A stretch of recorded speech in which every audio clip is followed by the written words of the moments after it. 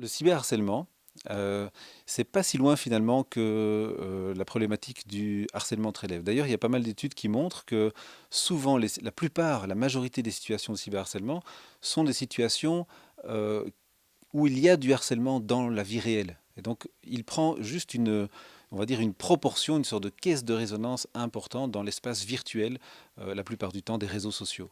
Et donc, on va dire que c'est du harcèlement au jour d'aujourd'hui auprès des jeunes ados et des ados. La plupart du temps, c'est au niveau des réseaux sociaux, Facebook, Instagram, Twitter et j'en passe, Snapchat, etc.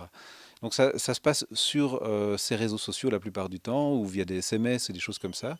Alors soit ça va se passer de manière très instantanée, un peu comme les buzz, comme on appelle ça, c'est-à-dire qu'il y a diffusion de contenu, ça peut être des images quelque part non consenties, à caractère sexuel ou non d'ailleurs, qui sont diffusées sans le consentement et du coup qui ont un effet de visibilité importante et qui ne sont pas nécessairement des faits répétitifs, mais qui ont un impact important sur les jeunes, qui les mettent très rapidement dans une souffrance, une gêne, un malaise important.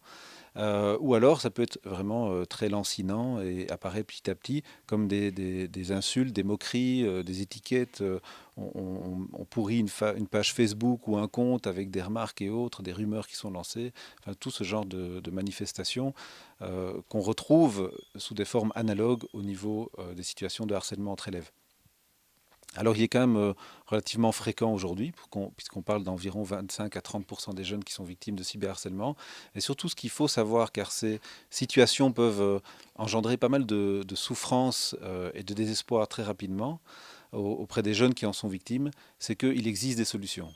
Et les adultes, les parents, les éducateurs, les enseignants, les écoles ont un rôle vraiment important à jouer par rapport à ces situations. Et c'est à eux de prendre en main ces situations au travers de différentes pistes.